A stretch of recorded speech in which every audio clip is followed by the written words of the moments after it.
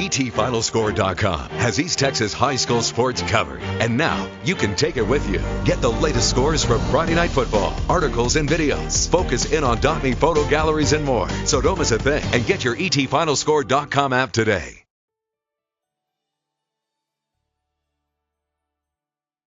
Let's start in the very beginning, and we know we don't have a whole lot of time with you, but your career begins, you're an attorney, 1989, you're working as an interpreter when you get hired, and you change to a broadcast career. Why? You've done your research. You know, I never thought in a million years I should get into journalism. I read mostly newspapers, and every once in a while I watched TV news. But in the midst of that massacre at Tiananmen Square in 1989, I was hired into to CBS to be a fixer for them, to translate for them on the streets. And for my very first exposure to television news, it was probably the most moving and interesting story. So I decided I would just get out of law and become a journalist. Even though I took a major pay cut to do it, I was much happier than I ever was before that. Okay, so then fast forward, it's 2005, you're at the height of your career, you're named evening anchor, and a month later, you're in Iraq and your life changes forever. So tell us about that instant and how your life has changed. You know, we were driving down the road, and it was palm trees on both sides. We were there with the 4th Infantry, but also together with the Iraqi military. And what we were trying to do is to show that the powers being shifted over from the U.S. military to the Iraqi military as we get closer and closer to the possible end to the war. So I was in this tank, and my cameraman and I, we decided to stand up and to get outside the tank and do a stand-up. And what I had heard later was that the Iraqi driver of this tank told us that you should probably get down because it's getting more dangerous. But we didn't. It was just a couple seconds later. This IED exploded. And that was the end for me for the next 36 days where I was unconscious. Now, back on the road, getting back. It's been 7.5 years now since this happened. But let me ask you about your recovery, because you weren't expected to live. Miraculously, in 13 months, you are back at work. Tell me about your recovery. Why do you think in 13 months you were back at work? Well, I wanted to go back to work. The idea of giving this up would have been the greatest defeat, and I just wanted to go back. But we started working on a 1-hour story for ABC to tell the story not about what happened to me and Doug Vogt, my cameraman, but more importantly, what was happening to those that came back from this war in Iraq and Afghanistan. They were getting the kinds of injuries that no one had really experienced much before in our country. These are IEDs that exploded, and many people survived, but had something going on in the middle of their brain. So we wanted to make sure that those got the right kind of treatment that they got, not at the ICU, not just when they're getting at Walter Reed or Bethesda Naval where their lives are saved, but we're talking about when they return back to their communities, to make sure they're not forgotten. Because less than 1% of our country serve in the military. So the other 99% of us don't necessarily know many of those that served in the war. So unless something is done to tell people about what they need and what they're going through, then they probably would not be getting enough care that they need. So I wanted to tell the story on ABC about what I knew, because I was in that tribe. I was in the Bethesda Naval. I knew those families, and I knew those that have gone through and seen or felt the same kind of thing that I did. So I wanted to tell that story on ABC, and I think that was probably the most effective, in many ways, the most moving story I ever did. So professionally, you had a desire to get back to work, but personally, what role did your wife and your children play in your recovery? I don't know what I would do if I didn't have my family with me. I had my wife who went through so much on this, and my children. I have 4 children, and they were at age 14, 12, 5, and 5, which my kids are now 22, 20, 13, and 13.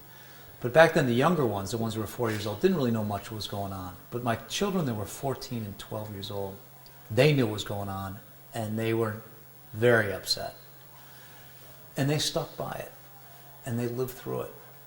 And I think to some degree, happily, I think they've forgotten about a lot of it that was happening back then. But I just wonder what it would be like for me if I didn't have that family around me, if I didn't have those friends that were coming into my house and back into my life. The sad thing is, I think there are some that are injured in these wars that don't have the same kind of family or friendship that I have to help them. The bulk of them do, but I think a lot of them don't. Let's talk about your impact. You've written a book, you started a foundation.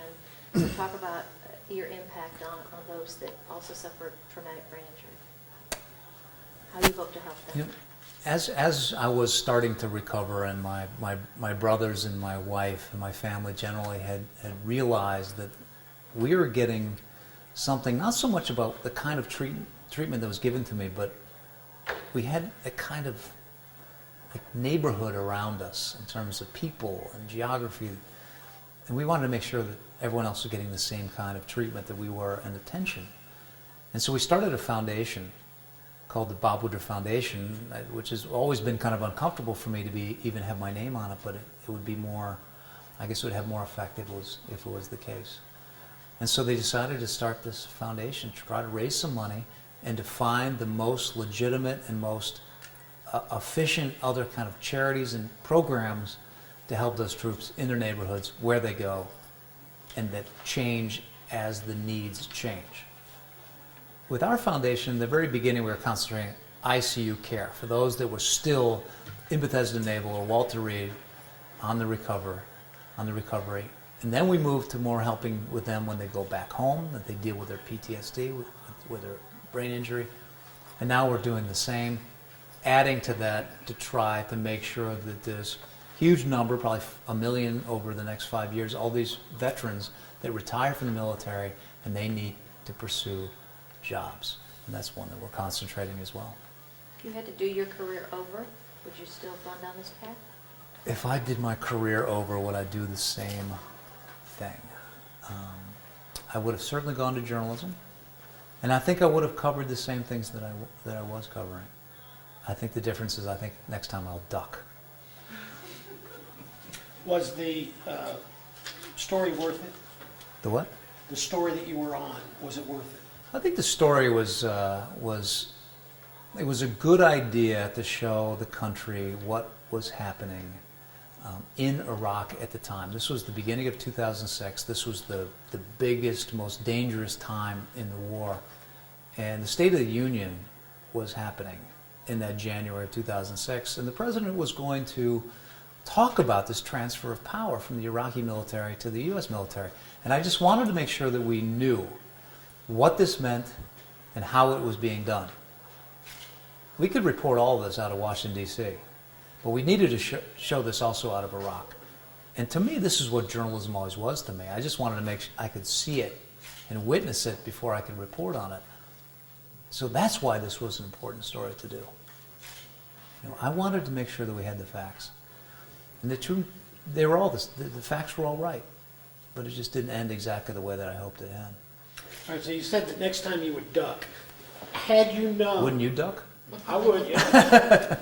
I question, would I be there? Yeah, that's true. That's So- a different question. In terms of the experience of going through that, would you do it again? I would do it again. I think I would do it again. But, I mean, would I do it again if I knew I was be hit by an IED? Of course I would not. Well, there was always that possibility. There was always that possibility. You know, I had a very good helmet on. I had a really good body protection. I was there with a bunch of other troops that have lived through this for a long period of time, and they knew what to do, what not to do. I had covered wars before, so I wasn't just a rookie to this whole situation. So we did everything we could to be as safe as we could. So I would probably do it again if I had the same preparation for it. But I think we made some mistakes. I think we kind of rushed out there maybe a little too quickly. I think that maybe I should have, been inside that tank more often or for a longer period of time and without necessarily getting out of it at certain points. But these are the only lessons that you learn having made those before. None of us have perfect tactics in whatever we do. So I know it's an interesting question about would I do it again. I told my wife this from the very beginning, because my wife has asked that question so many times. Would you do it again? I've said many times that I would. Not because it's an addiction for me, but I think somebody had to do it. I won't cover wars anymore. Alan, I won't cover those. I can't. My wife told me I can't do wars anymore. ABC actually, with that kind of vulnerability, they don't want me to do cover wars anymore. So maybe we can do compromises and just go to refugee zones outside of Syria. But Do your children understand what you went through? I don't think Particularly the little ones. I don't think my kids. Well, my little ones, I think they mostly remember me from times after I was alive, and they never quite understood that maybe I wasn't going to, that I was going to die. My older kids, who were 14 and 12 years old at the time, they remember that time, especially my daughter, who's now 19. She was the one, Catherine, who really was struck by very deep emotions